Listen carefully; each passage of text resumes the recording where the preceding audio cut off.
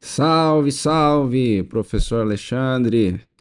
Tudo bem com vocês? Chegamos ao nosso último vídeo deste curso de IA na educação. Então, ao longo dessas semanas todas, dessas aulas, pudemos fazer uma jornada. E chegamos agora com o tema dessa aula de interdisciplinaridade e desafios, né? Usando a IA generativa.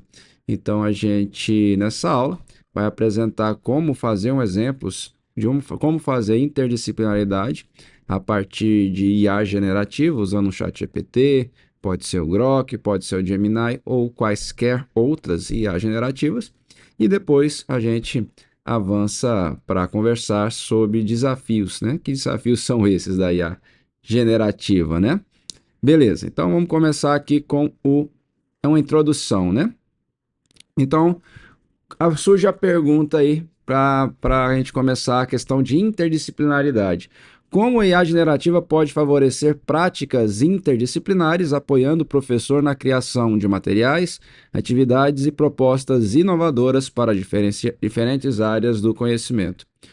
Então, a ideia é que a IA generativa, a gente sabe que ela pode produzir textos, imagens, códigos-fontes, simulações, que, como a gente vem trabalhando nas últimas semanas, a ideia é enriquecer a prática pedagógica, conectar, nesse caso agora, com a interdisciplinaridade, conectando conteúdos de outras disciplinas e aplicando, se for o caso, contextos práticos, o que ajuda muito aos alunos, né? Afinal, eles conseguem enxergar a prática, a aplicabilidade prática daqueles conceitos, conteúdos que estão estudando, conceitos e conteúdos de diferentes disciplinas e colocando significado nessa aprendizado prático. Beleza, então é uma coisa muito importante. Avançando, então, a gente tem aqui, ó. Então, por exemplo, né, na matemática, a IA generativa pode gerar problemas de lógica e sugerir resoluções passo a passo. Em ciências, pode organizar dados, experimentos e propor hipótese. Em línguas, seja português, espanhol, inglês ou outro idioma, pode auxiliar na escrita criativa e análise de texto. Em artes, ajudar a produzir imagens, criar imagens, né? Ou narrativas multimodais de múltiplos dispositivos, né? Dispositivo não, de múltiplas mídias, né? Texto, som, vídeo, que aproximam estética e tecnologia. Em termos de educação, poder ajudar a planejar trilhas personalizadas e aprendizagem, né? Então, nesse caso, o professor não apenas transmite conteúdos, mas cria experiências que aproximam os alunos de situações reais interdisciplinares. E quando a gente não usa isso, a IA generativa, como uma ferramenta de apoio, cabe única e exclusivamente ao professor.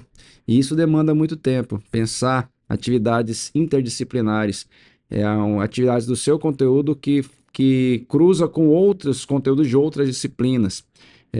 Como transformar esse conteúdo interdisciplinar em algo útil, prático ou mais próximo da realidade dos alunos.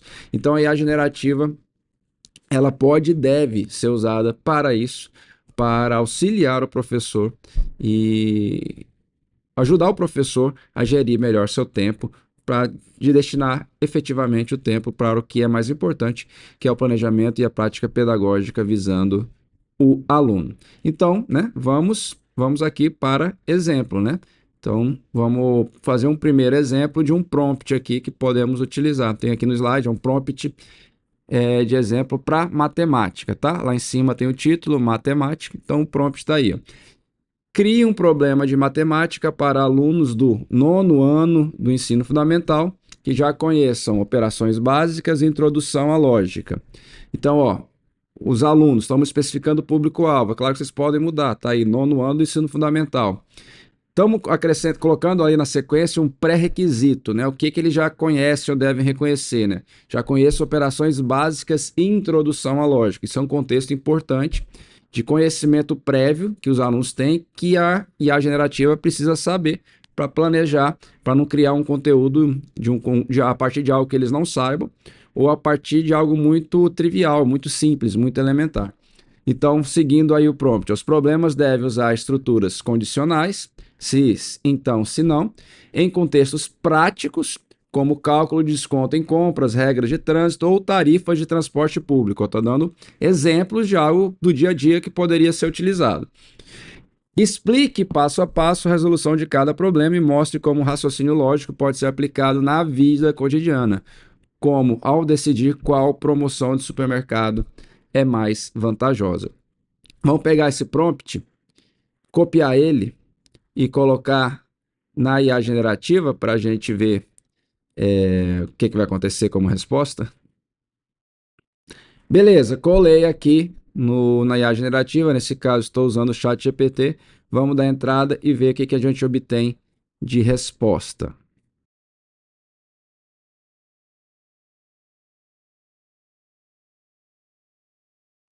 Olha aí, apresentou a resposta, vamos ver. Legal, aqui vão 3 problemas práticos de 9º ano em que usam estruturas condicionais. Vamos lá, primeiro, ele realmente fez os 3, né? Primeiro, qual supermercado, qual promoção compensa mais? O enunciado, um pacote de café custa R$18. Há 2 promoções. A promoção A, leve 3, pague 2. Só vale para cada grupo completo de 3 pacotes. Promoção B, desconto de 25% por unidade se comprar 4 ou mais. Se comprar 2 ou 3, desconto é de 10% por unidade, com uma unidade sem desconto. Então, se você precisa de 3 pacotes, qual promoção dá o menor preço? E se precisa de 5 pacotes? E se precisa de 6? Então, aqui já dá a ideia, professor, de um problema. Como o professor pode abordar esse problema? Aqui estão as regras, né, de se, então, se não, do cálculo da promoção A, da promoção B, uma comparação, resolução. Tem aqui para a letra A, que é a quantidade de 3 pacotes, para a letra B, a quantidade de 5 pacotes, para a letra C, que é a quantidade de 6 pacotes, e apresenta as respostas. E vem aqui uma explicação. Como aplicar na vida? Compare promoções transformando-as em regras lógicas e trazendo tudo para o mesmo preço final. Leve 3, pague 2 é como dar 33,3% de desconto por trio completo. Já descontos percentuais mudam por quantidade. O método acima funciona para qualquer produto. Do mesmo modo, ele criou um exemplo de trânsito, né? Qual multa se aplica? E também um terceiro exemplo, que é a tarifa de transporte, integrar ou pagar separado. Inclusive com um trecho, né, aqui de código-fonte, bem curtinho, enfim. Então, observa, ó, dica final, transforma escolhas em algoritmos simples. Nesse caso aqui, ó, transformou, ele criou um problema prático, de fato, da realidade das pessoas, dos alunos. Por que é interdisciplinar? Porque juntou conteúdo de matemática com lógica de programação. Entendeu? Por isso que é interdisciplinar. Cruzou, né? Juntou disciplinas diferentes. Então, esse é um exemplo de um prompt funcional, bacana, que pode ser utilizado para criar esse conteúdo com IA generativa, beleza?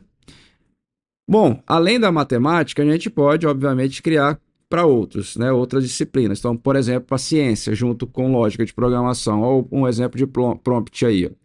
Elabore uma atividade para alunos do 1º ano do ensino médio que já tenham noções de método científico usando um conjunto de dados fictícios sobre o crescimento de plantas em diferentes condições de luz. Proponha que os estudantes analisem os resultados, identifiquem padrões e gerem hipóteses. Ao final, mostre como esse tipo de raciocínio pode ser aplicado na vida real, por exemplo, para planejar hortas escolares. Olha que legal isso daí, né?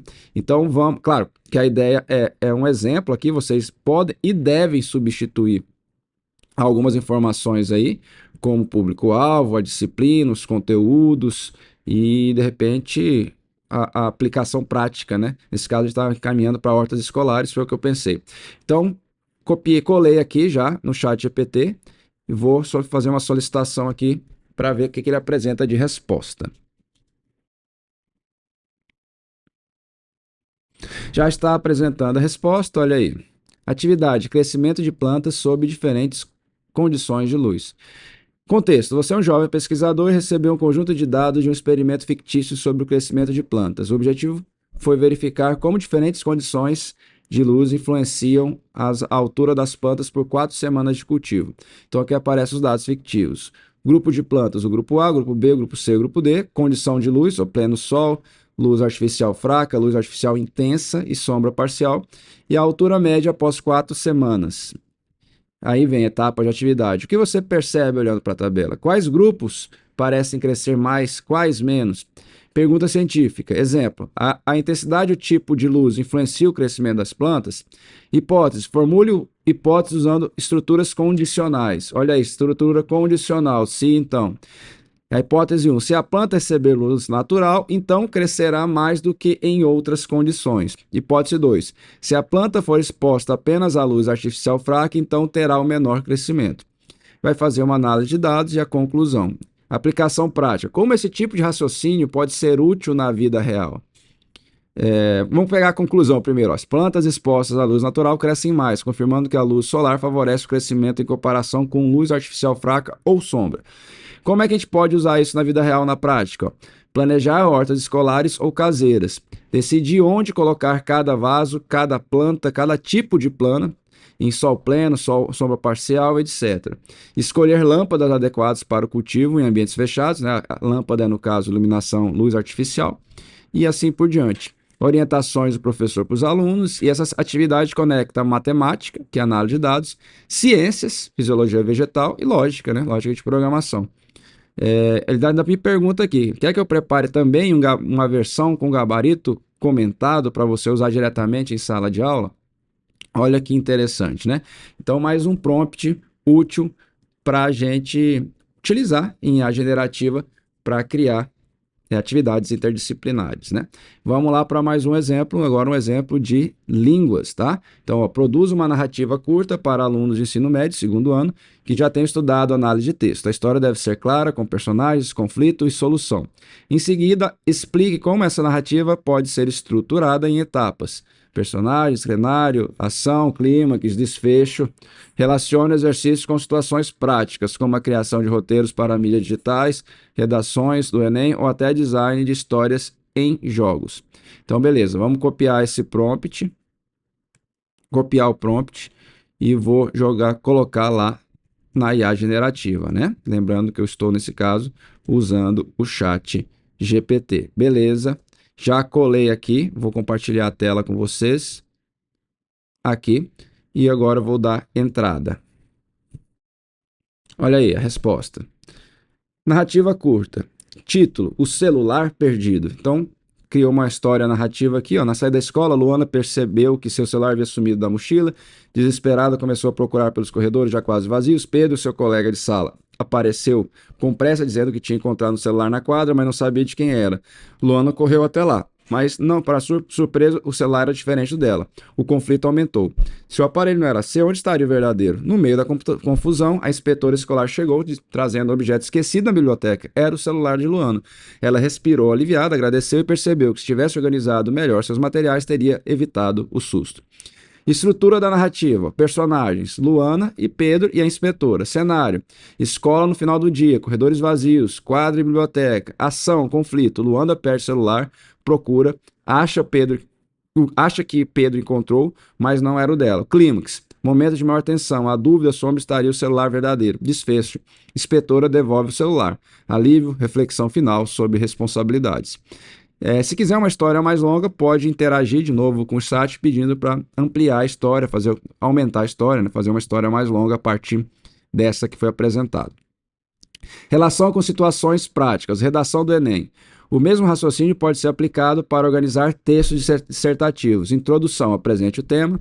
Desenvolvimento é onde tem o conflito e a argumentação, e a conclusão, onde tem o desfecho, solução.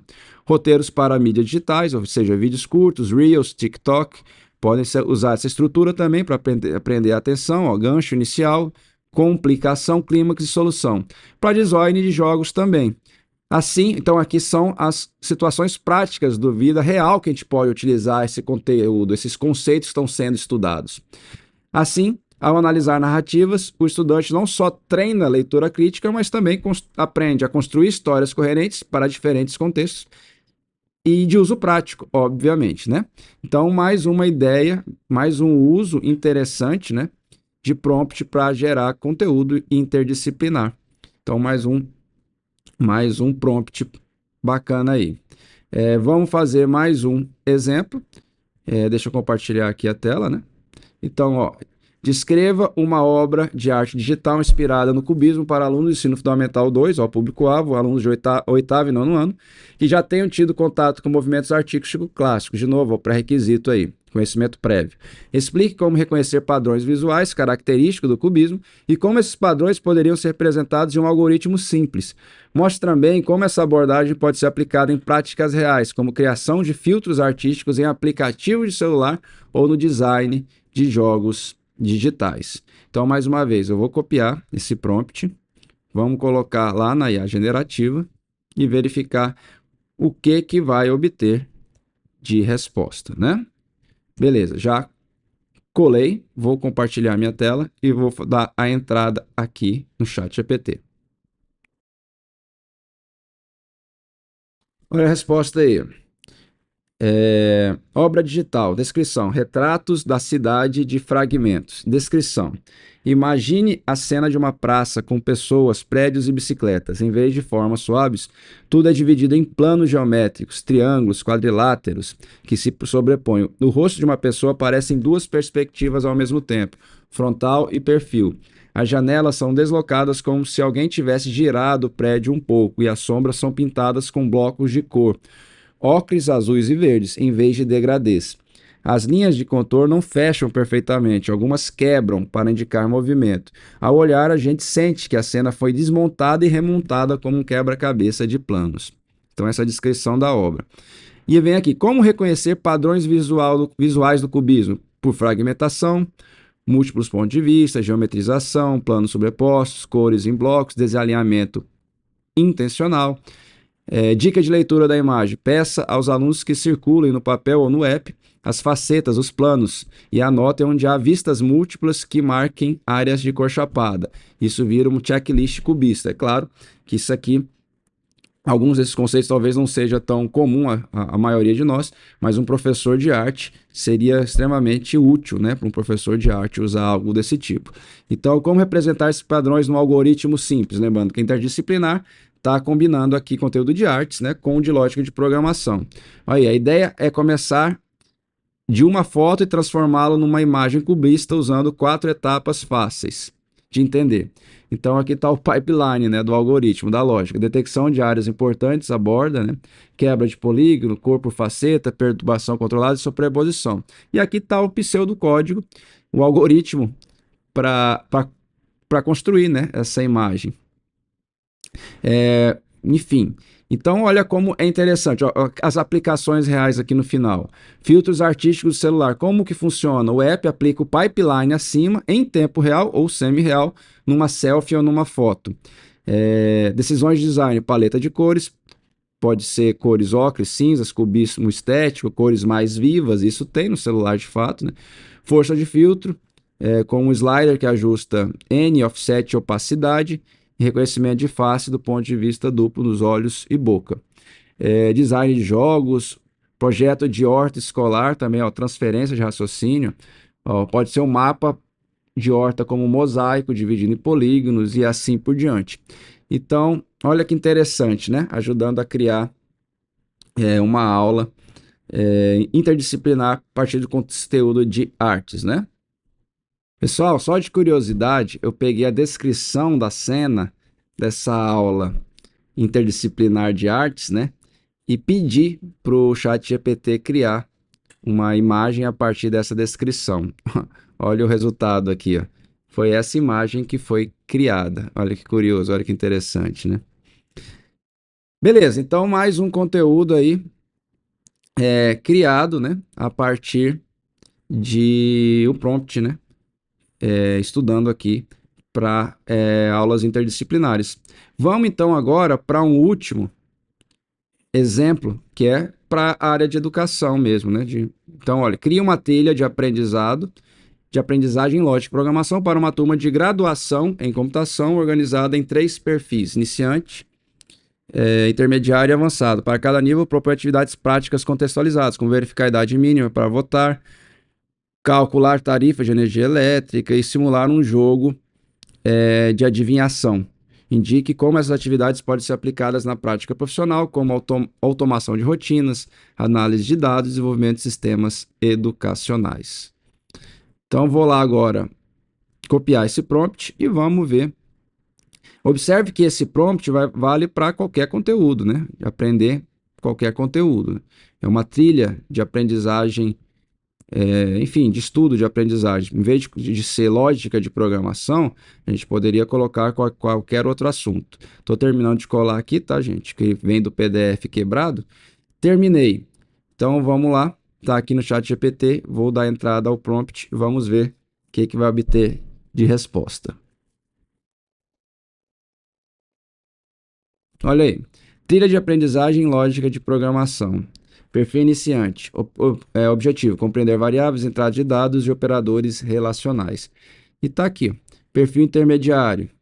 E aqui para perfil avançado. A gente pode pedir para aprofundar, enfim, interagir com o chat, né? Olha aqui, você quer que eu faça um quadro comparativo de níveis, exemplo de atividade, aplicação, e dá para a gente aprofundar, tá? Então, bem legal, né? O uso de IA generativa para a produção desse tipo de material, tá? Beleza.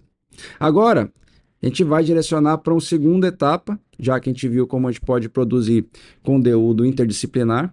A gente apresentou alguns exemplos de prompt ou de estrutura de prompt que vocês podem utilizar. Vimos o resultado prático disso. E agora vamos caminhar para os desafios, né? Os desafios do uso da IA generativa em sala de aula. Então, vou lá. A IA generativa traz grandes oportunidades para a educação, mas também levanta preocupações importantes, tá? Então, primeiro é o papel do professor. Então, a necessidade do professor, o papel dele passa a ser de atuar como mediador crítico e não ser substituído pela tecnologia. A gente já vem falando sobre isso ao longo do curso. Tem um desafio, uma preocupação inerente à tecnologia, que é a desigualdade de acesso. Afinal, nem todos os alunos têm as mesmas condições tecnológicas, né? Então, mas nem por isso pode excluir todo mundo. Na verdade, é tentar incluir quem está excluído com esse tipo de prática, né? Então, o melhor seria as escolas terem, né, recursos para que pudesse trabalhar com as crianças e adolescentes, mas é uma preocupação, claro, que sempre tem que ter a desigualdade de acesso, alguns terem acesso e outros não. Outra questão, privacidade ética, né? Coleta de dados sensíveis e risco de mau uso, ou seja, é muito preocupante você colocar nas IA generativas dados sensíveis, informações muito pessoais, números de RG, CPF, endereço, enfim, outras informações importantes, porque a IA generativa usa esses dados ao longo do seu processo de treinamento, né? Pode ser que isso, de algum jeito, seja utilizado pela IA generativa no futuro como resposta, ou de repente, enfim, ter problema. Então, evitar, né? Utilizar dados críticos. E ética envolve plágio, né? Porque a IA generativa aí, ela aprende a partir de uma imensa base de dados de tudo que tem na internet. Então, ela cria conteúdos novos a partir dos conteúdos que ela aprendeu com o que existe já. Então, nisso, pode criar algo novo, na verdade, sendo cópia literal de um outro conteúdo, um plágio. E aí você pede para, por exemplo, escrever um texto, IA generativa, você pega esse texto e fala que é seu. Primeiro que isso pode, então tem essas questões éticas, isso aí pode ser, um plágio, né? Na verdade não é você que está escrevendo, então tudo isso é um desafio, né? A ser enfrentado. Tem a questão de dependência excessiva da tecnologia, né? Então é muito bom, útil e rápido usar uma IA generativa para um monte de coisa, como a gente está vendo aqui na disciplina.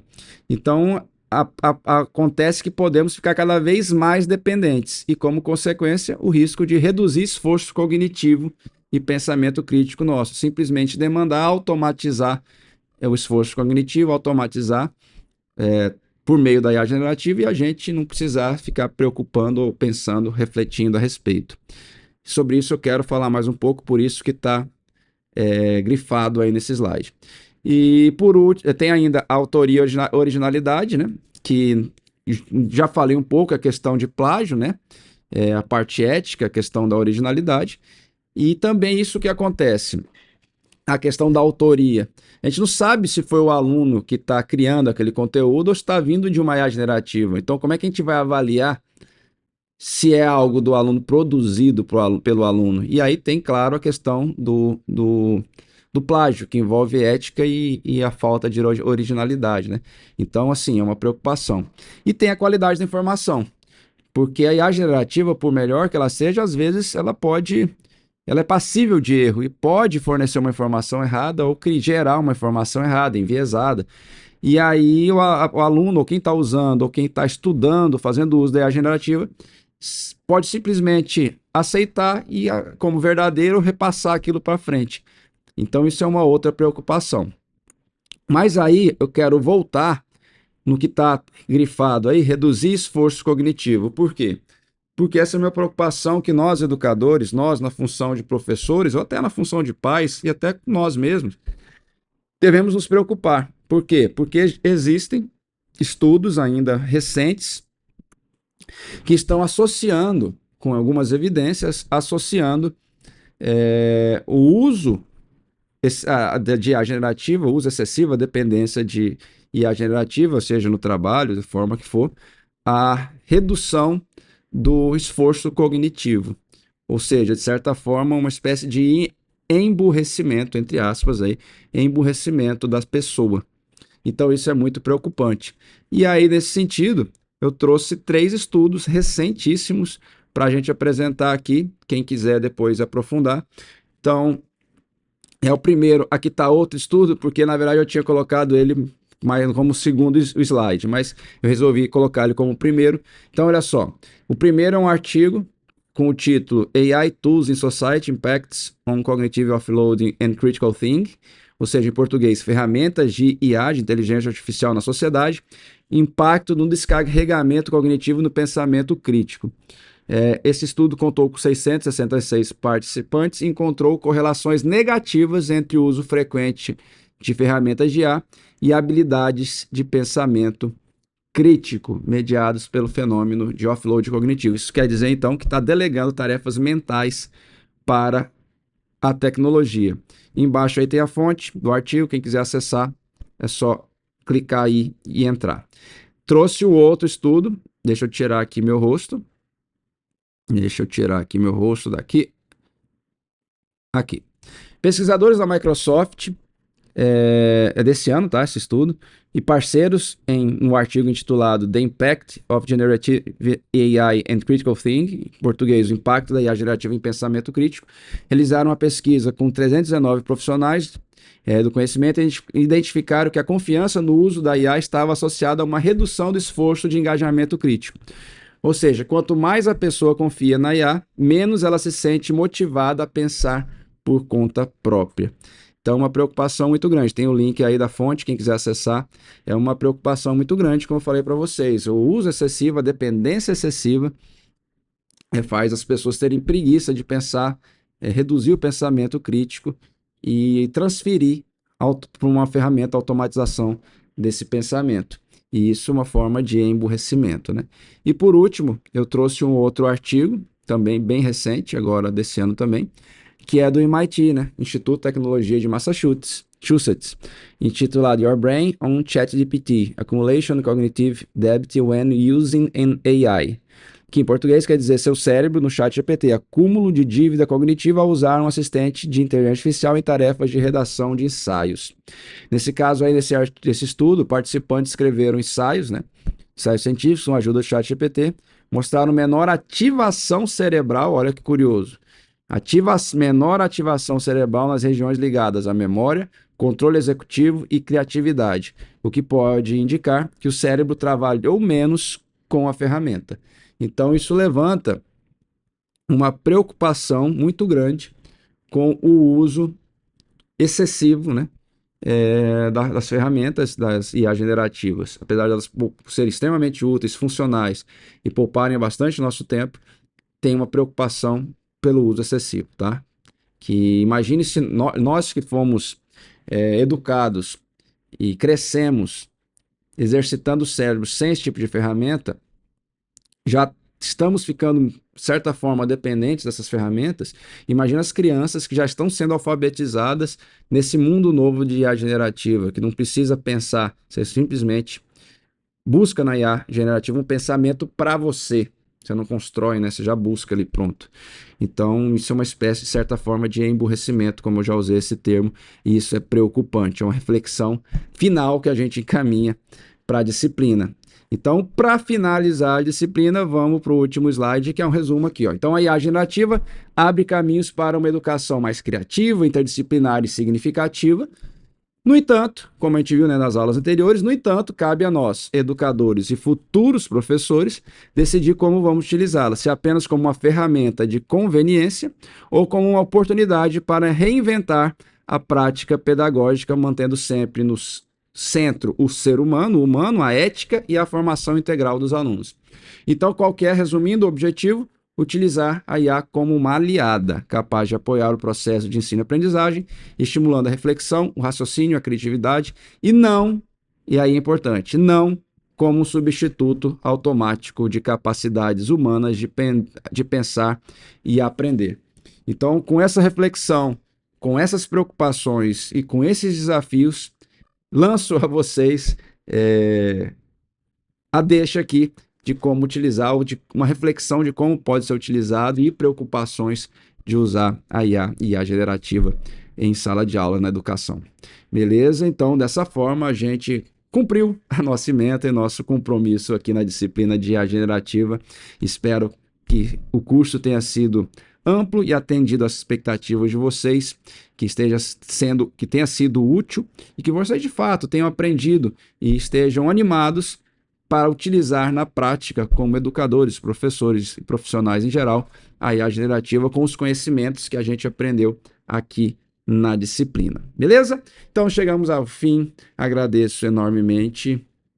Valeu!